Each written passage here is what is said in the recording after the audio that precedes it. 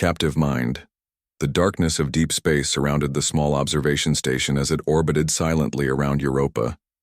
Inside, Dr. Eliana Chen studied the data from her underwater acoustic arrays, searching for patterns in the alien-like songs of Europa's hypothesized subsurface life forms.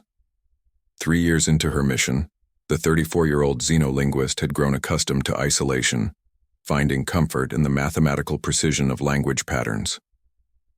Eliana's fingers froze over her keyboard as a strange vibration rumbled through the station. Warning alarms screamed to life as the entire structure shuddered violently. She grabbed the emergency protocols manual and rushed to the communication array. Europa Station to Earth Control, we have an unknown situation developing. Structural integrity compromised, requesting immediate. The transmission died as the lights flickered and failed. Through the viewport, Eliana saw something impossible. A massive ship, easily 20 times the size of her station, appearing seemingly from nowhere. Its surface rippled with iridescent symbols and patterns that hurt her eyes to look at directly. Before she could process what was happening, a blinding light engulfed the room. Eliana felt her body dissolve, atoms scattering into nothingness, then painfully reassembling elsewhere. She collapsed onto a cold metallic floor, gasping as alien air filled her lungs. When Eliana regained consciousness, she found herself in a transparent cell. Beyond the walls moved tall, slender beings with reflective silver-blue skin that seemed to shift and ripple like liquid metal. They had elongated limbs with too many joints and facial features that appeared to rearrange themselves. Moment by moment, one of the aliens approached her cell. It touched a section of the wall which dissolved, forming an opening. 2 guards entered and secured her with devices that clamped around her wrists, seemingly melding with her skin. "You will come," the first alien said, its voice a discordant harmony of metallic tones that somehow formed perfect English. "Resistance is inefficient." They led Eliana through vast corridors of a ship unlike anything humans had ever built. The architecture itself seemed alive, reshaping to accommodate their passage. Eventually, they arrived at a chamber filled with complex equipment centered around what appeared to be an examination table.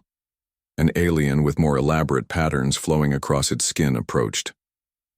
"I am High Commander Zarin of the Syraxian Empire," it said.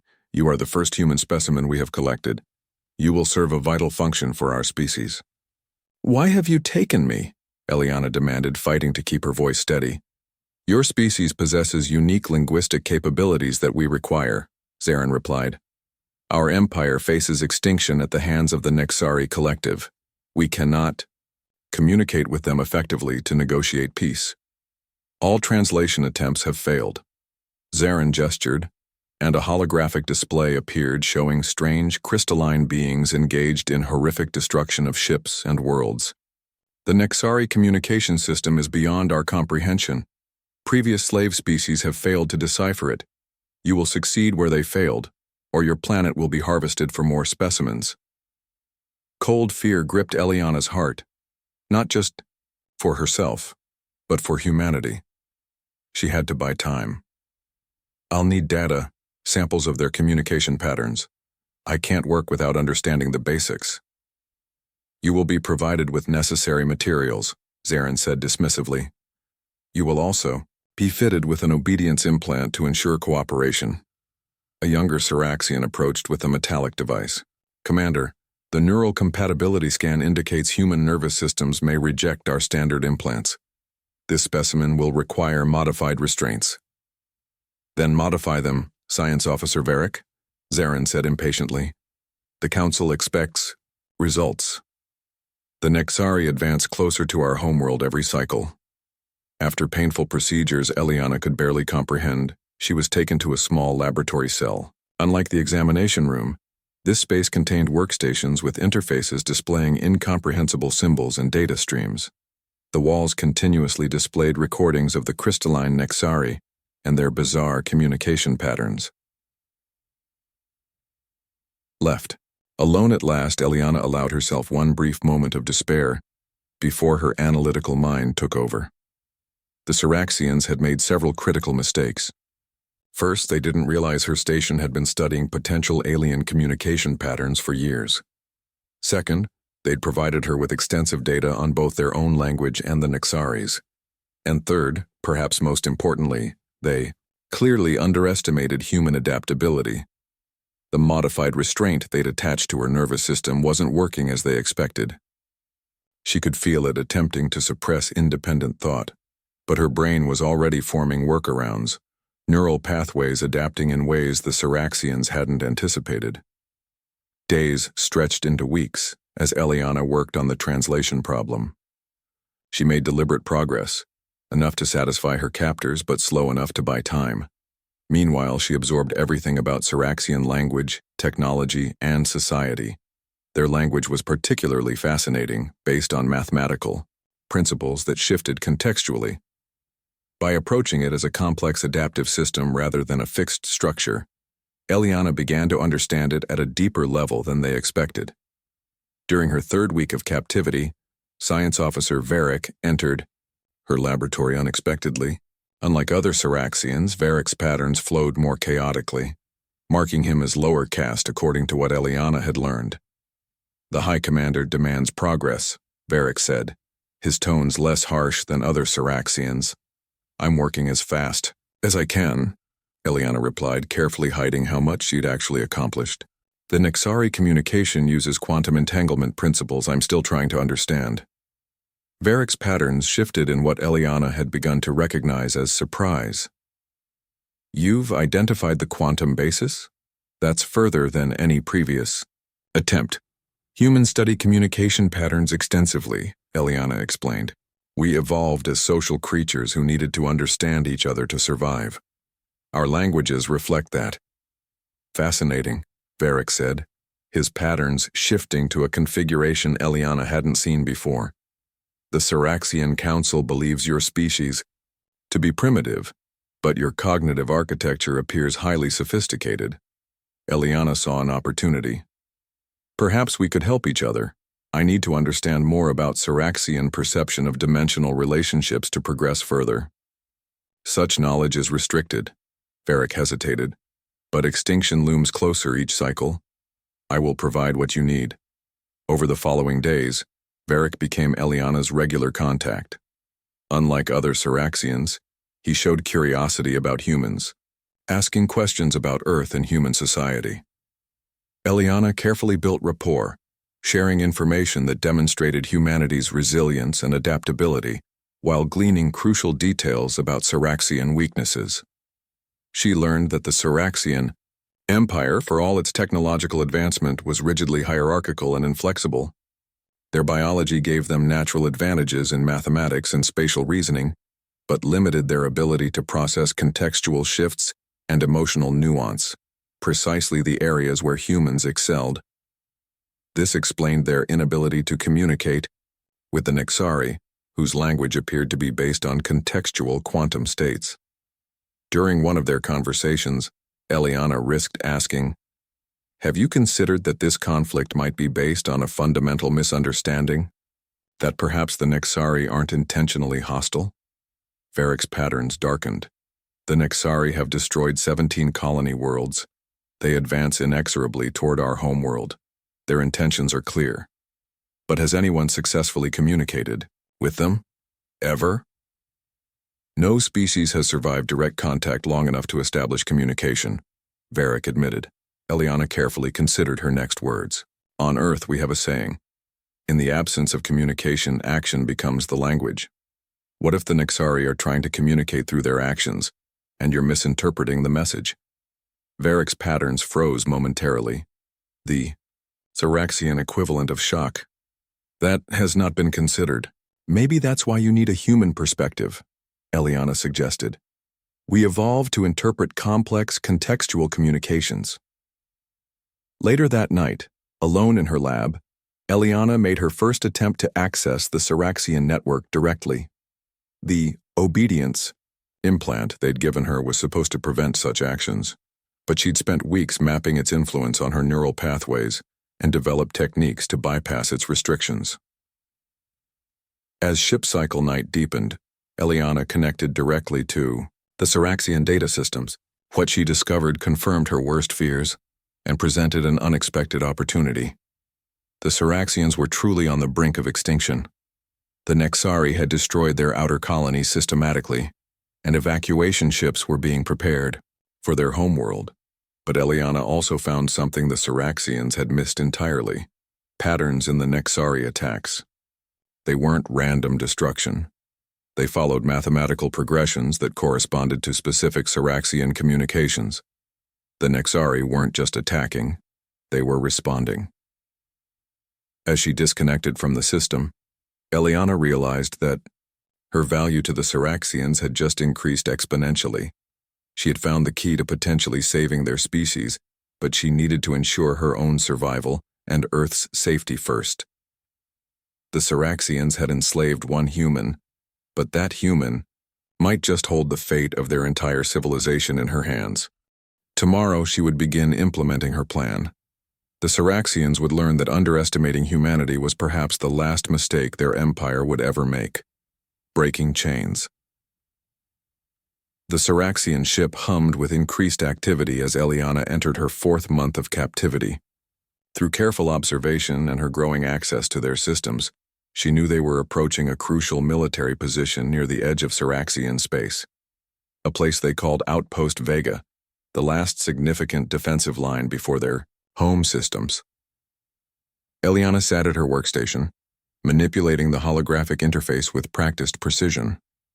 Her fingers danced across symbols she now understood almost instinctively. The doors slid open as Varric entered, his silver-blue skin, patterns reflecting agitation. "The High Command grows impatient," he said without preamble. 3 more colony outposts went silent yesterday. Commander Zarin demands meaningful progress. "I've made a breakthrough," Eliana replied calmly, though her heart raced.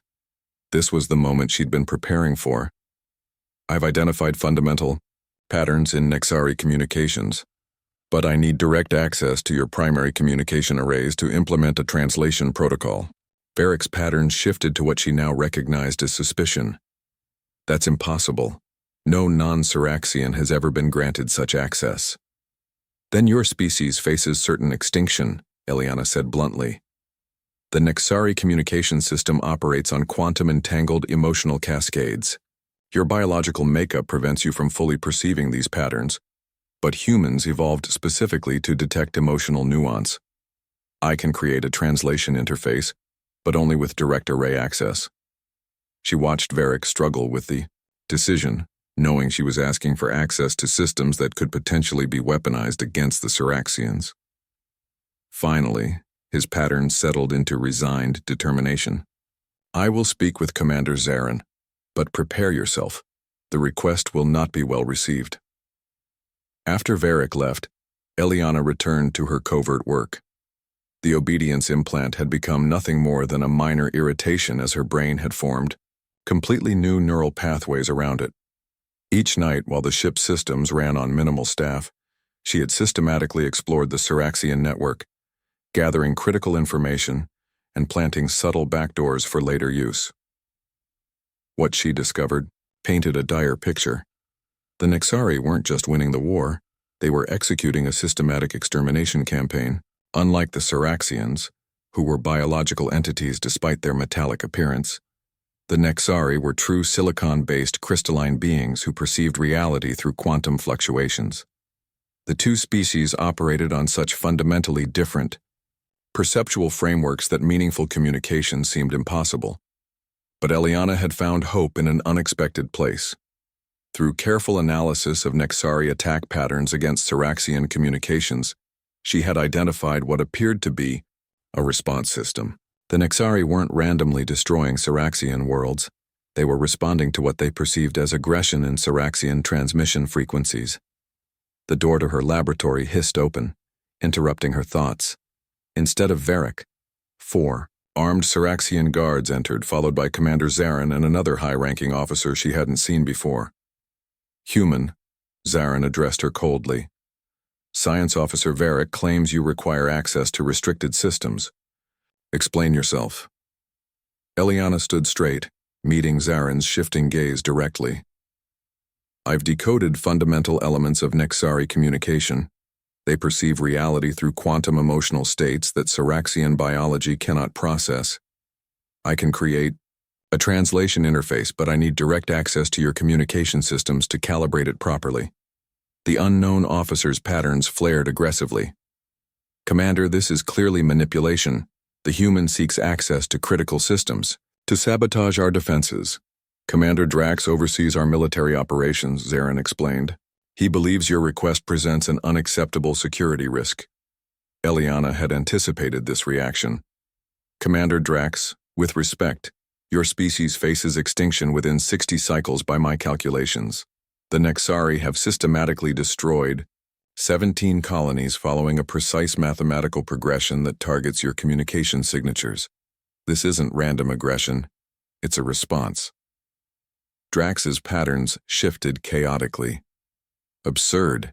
The Nexari are mindless destroyers. No, Eliana countered firmly.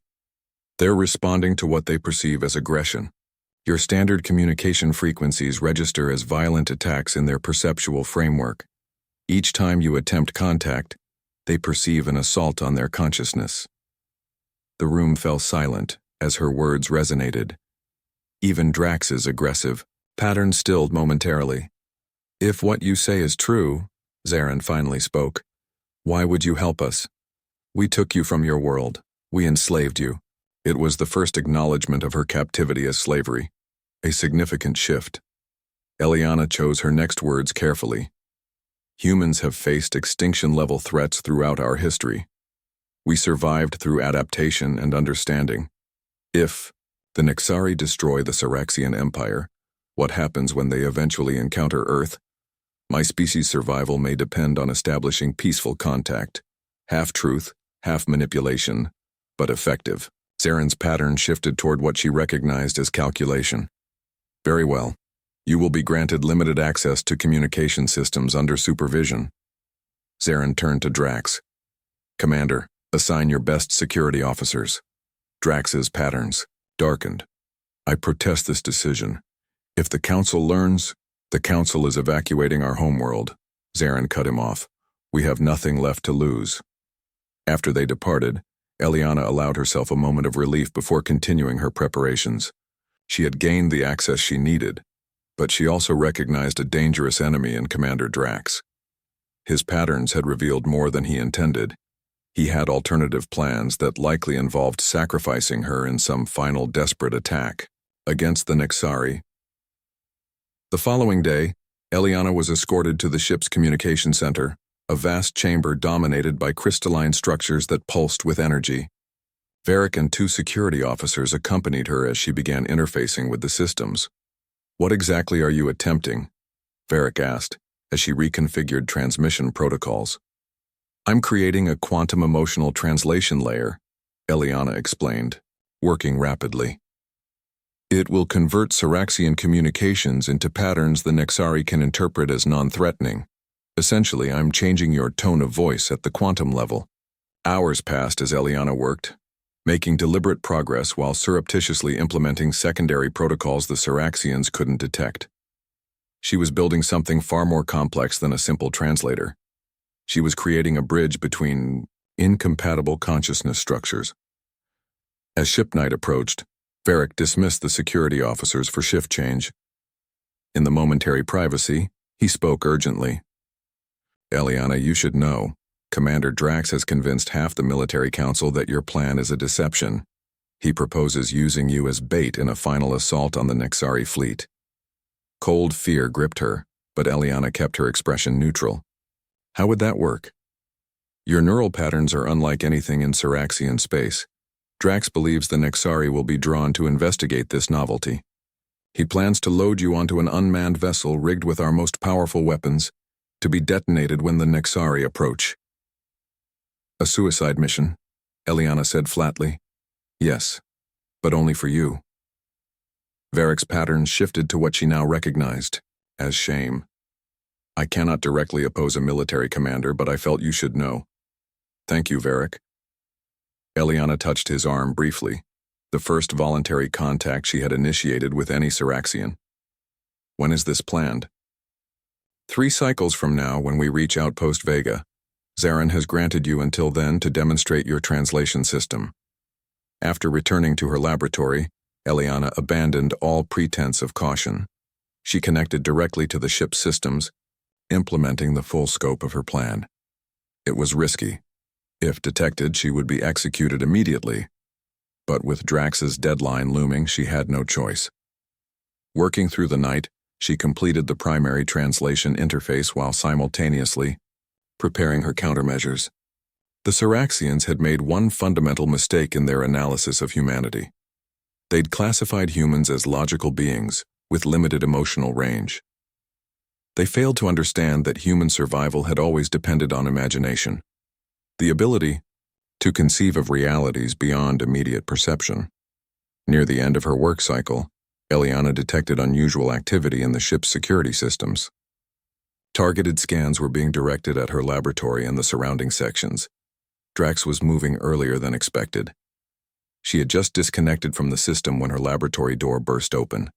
4 armed guards entered, followed by Drax, himself, human. He announced, his patterns radiating satisfaction. You are being transferred to military custody. Your work here is complete. Commander, Eliana replied calmly. My translation system is not yet fully calibrated. Commander Zarin authorized 3 more cycles. Plans have changed, Drax said. Our scouts report Nexari forces approaching rapidly. The time for experiments is over. The guards moved to seize her, but at that moment, the ship's alarms blared. To life. Emergency lights flashed as a computerized voice announced, Proximity alert. Unknown vessels detected. Defensive systems activated.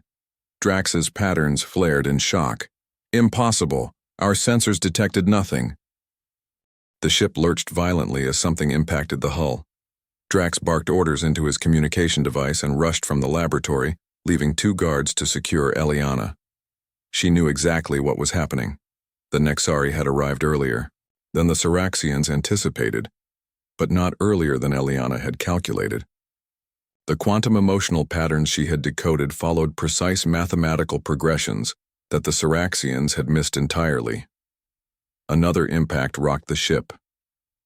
In the momentary confusion, Eliana activated the neural override sequence she had prepared.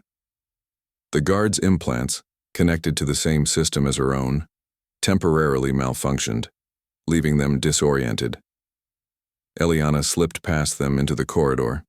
Instead of heading toward the escape pods as they might expect, she made her way deeper into the ship, toward the central communication array. Everything depended on reaching it before Drax implemented his desperate plan. As she navigated the chaotic corridors, Eliana reflected on the irony of her situation. The Syraxians had enslaved one human, believing they were capturing a simple tool for their survival. Instead, they had taken a specialist in cross-species communication with military crisis training, perhaps the worst possible human they could have chosen to underestimate. Now, as their ship trembled under Nexari attack, the fate of 2 civilizations, and potentially her own, rested on her reaching the communication array in time. The Syraxians were about to learn that humanity's greatest weapon had never been technology or strength, but our unparalleled ability to understand the other, even when that other was utterly alien. Human solution chaos engulfed the Syraxian vessel as Eliana navigated its twisting corridors. Emergency lights pulsed in rhythmic patterns that she now understood, conveyed specific instructions to the crew. The ship shuddered repeatedly as Nexari weapons made contact with the outer shields. Eliana moved purposefully, using her memorized map of the ship's layout. Crew members rushed past her, too focused on their emergency stations to question her presence. 3 months of careful observation had taught her how to blend in during a crisis, move with confidence, avoid eye contact, and match the urgency of those around you. As she approached the central communication hub, she encountered a sealed security door. This was expected. She pressed her palm against the access panel, activating the override protocols she had embedded in the system during her authorized work sessions. The door slid open reluctantly, its security systems fighting her intrusion. Inside, the communication center was eerily empty. The crew had been called to battle stations, leaving the automated systems running unattended. Perfect for her needs.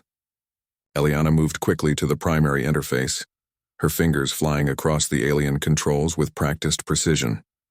"Step away from the console, human." Commander Drax stood in the doorway, weapon aimed directly at her, his surface patterns swirled with rage and calculation. "You were correct about one thing," he continued, advancing slowly. "The Nexari did detect human neural patterns, but rather than communicate, they attacked with greater ferocity. Your species is as incompatible with peaceful resolution as I suspected." "You're wrong, Commander," Eliana replied calmly, continuing her work despite the weapon pointed at her. "The Nexari aren't attacking because of my presence. They're responding to the weapons you've been preparing, the ones you plan to use with me as bait." Drax's patterns flickered with momentary surprise. "Varric, he told you of our strategy." "It doesn't matter now," Eliana said. "What matters is that I can still establish communication if you'll let me complete this protocol." "Deception until the end," Drax said, his weapon charging with an ominous hum. "Our sensors detect 23 Nexari destroyers surrounding us. There is no communication possible." The ship lurched violently as another impact struck, throwing Drax off balance. Eliana seized the opportunity, diving beneath a console as his weapon discharged, missing her by centimeters and hitting the wall behind. "Commander Drax." Varric's voice came from the doorway. He stood there with two security officers, their weapons drawn. "By order of Commander Zarin, stand down immediately." Drax's patterns flared with defiance. Zarin is a fool who trusts a human slave over his own military advisors. "The Council has reviewed the human's communication analysis," Varric countered. "They believe her interpretation of Nexari behavior has merit. You are ordered to stand down and allow her to proceed." For a tense moment, Eliana thought Drax would continue fighting. Then, reluctantly, he lowered his weapon. "When we all die, because of this human's manipulation, remember that I warned you," he said bitterly before being escorted from the room. Varric approached Eliana. "You have approximately 12 minutes before our shields fail completely. Whatever you're planning, do it quickly." Eliana returned to the console, completing the complex sequence she had begun. "I need a direct channel to Commander Zarin." Varric established the connection immediately. Zarin's face appeared on the main display, his patterns showing controlled fear beneath a veneer of command. "Human, our situation is critical.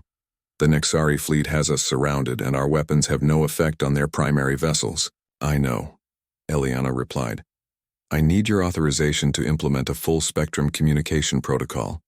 It will temporarily disable your defensive systems." Zarin's patterns froze in shock. "You ask us to lower our shields while under attack?"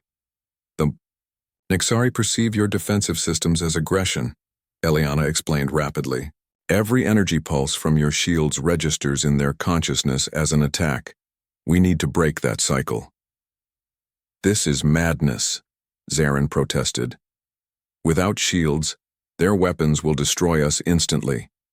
If they wanted to destroy you instantly, they could have done so already," Eliana countered. "Their attack pattern is measured, precise. They're responding, not initiating. Trust me, Commander. This is your only chance." The ship shuddered again as another impact struck. Warning systems blared, announcing shield integrity at 30%. Zarin's patterns settled into grim resolution. "Very well. Authorization granted. May whatever gods exist have mercy on us all." Eliana activated the protocol she had spent months developing in secret. It wasn't simply a translation system. It was a complete reconfiguration of the Syraxian communication array to generate quantum emotional patterns that the Nexari could perceive as peaceful intent. The ship's lights dimmed as power was diverted to her system. On the tactical display, Eliana watched as the Syraxian shields powered down completely, leaving them vulnerable. The crew's patterns reflected terror and disbelief as they watched their only protection disappear. For 3 excruciating seconds, nothing happened. The Nexari weapons fell silent, The tactical display showed their ships holding position, neither advancing nor retreating. "It's working," Eliana whispered. "They've stopped attacking." Then, without warning, the Nexari ships began moving again, not to attack but repositioning into a perfect geometric formation around the Syraxian vessel. "What are they doing?" Zarin demanded. "Responding," Eliana answered, her voice filled with wonder. "This formation is their equivalent of opening diplomatic channels." She modified her transmission, sending a complex pattern of quantum fluctuations that represented, as closely as possible, concepts of peace, communication, and mutual survival.